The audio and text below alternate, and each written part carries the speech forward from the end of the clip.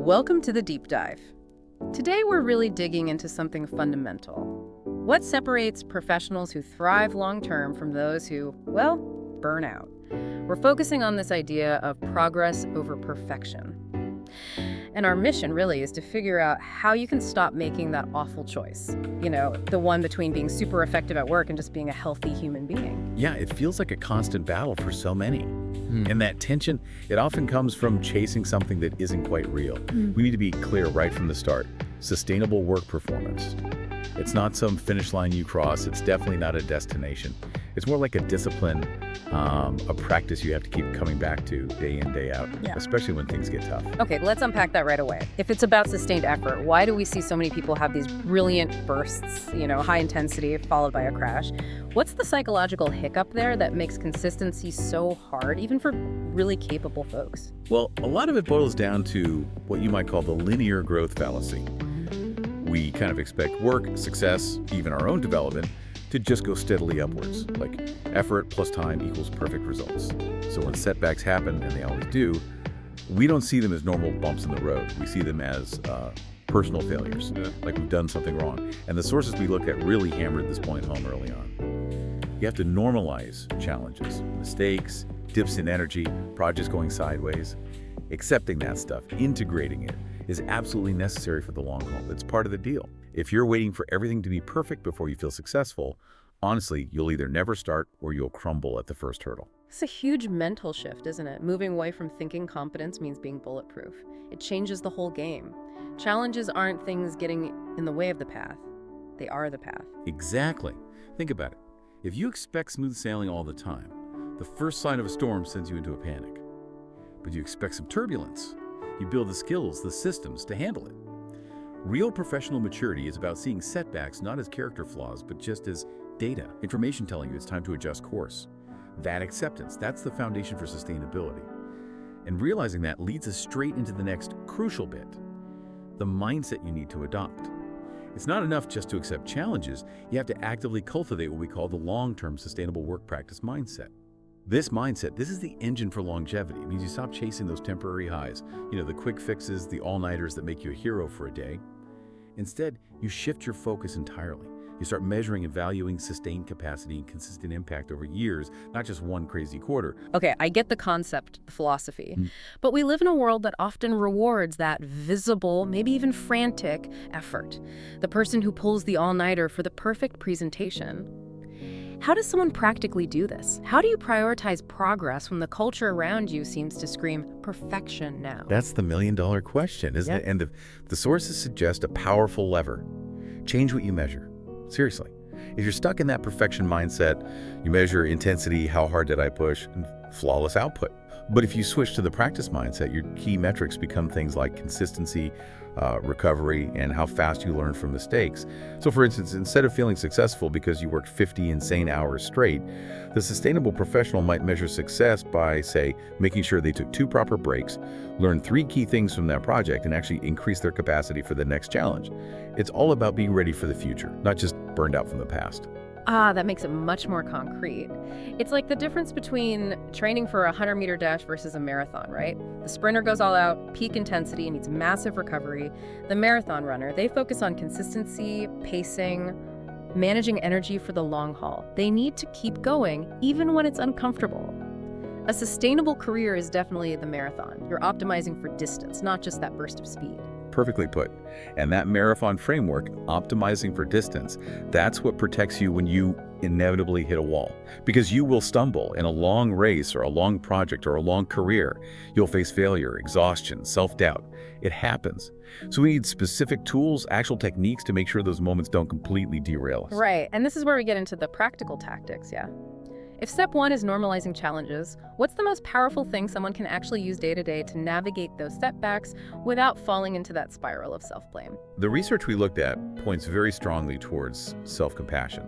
A lot of this builds on the work of people like Dr. Kristin Neff.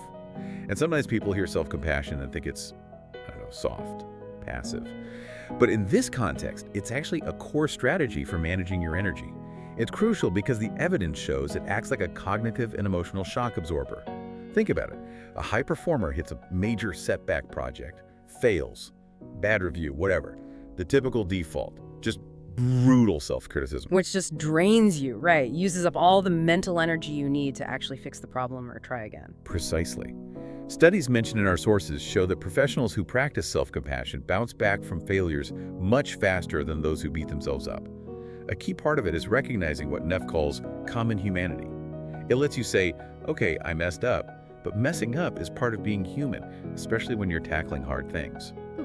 It stands the setback from becoming this huge identity crisis where you feel like you're the only incompetent person on the planet. That's really interesting. So it's not about letting yourself off the hook or making excuses. It's more like treating yourself with the same kind of constructive kindness you'd offer a valued colleague who made a mistake. Focus on the solution, not just endlessly replaying the error. Exactly. It's about clarity and resource preservation. Think of your mental energy like a budget. If you spend it all on self-flagellation after a mistake, you have less available for analyzing what went wrong and actually implementing a fix. Self-compassion conserves that energy. It's the mechanism that lets the practice the marathon continue right after you stumble. It gives you that psychological breathing room to re-engage without being dragged down. Okay, let's bring this all together then. For someone listening right now, what's the big takeaway? We've talked about normalizing setbacks, adopting that long-term practice mindset, and using self-compassion as a tool. I think the overarching realization has to be this: the idea that you must sacrifice your health, your well-being for professional success. It's a damaging myth. This belief that burnout is some kind of necessary badge of honor to achieve anything meaningful. It's just plain wrong. And frankly, it's short-sighted. It destroys long-term potential. You know, the world doesn't actually benefit most from professionals who have a few brilliant flame-out years. What we really need are people who can sustain their impact, keep growing their expertise, and contribute consistently over decades. And that requires actively choosing sustainability, not chasing this false idol of perfection built on exhaustion. You could even say there's an ethical case for it. I like that framing, focusing on agency. It puts the power back where it belongs, with the individual. So for you listening, the key moment is, well, right now, the shift away from feeling exhausted and obligated towards genuine empowerment. It starts with your next choice. Maybe it's choosing to redefine what progress looks like for you this week. Maybe it's deciding not to get sucked into that late-night email chain. Or maybe it's choosing self-compassion instead of harsh criticism the next time something doesn't go perfectly. It's about you defining success on sustainable terms. Agency is absolutely the word. This whole approach pushes back against that passive story that burnout just happens to us. No, it asserts that you have the power right now to structure your work and, crucially, your response to setbacks in a way that supports long-term thriving. So this deep dive really offers more than just insights. It's a practical strategy. The core message is clear. Sustained impact doesn't come from chasing perfection. It comes from the consistent, sometimes difficult discipline of progress over perfection. And that discipline is only sustainable if you normalize the bumps and actively use self-compassion to protect your capacity to keep going. Exactly. And maybe let's leave you with a final thought to mull over as you go about your day or week. Ask yourself, who really benefits most when you stop chasing perfection and start investing in choices that sustain you? Sure, it's your immediate well-being, but it's also your future self, the person 10, 20 years down the line who needs you to still be engaged and effective. And it's everyone who relies on your unique contribution over that long haul. They'll thank you for choosing empowerment and longevity over exhaustion. Make that choice today and then again tomorrow. This is the brief on Vincent Walter's Burn Bright, Not Out approach to leadership recovery. So you know this material. It's basically a direct, kind of motivational script. The whole point is to get leaders like you to stop watching solutions and start living them, like immediately. And it's all based on the established work of Vincent Walters.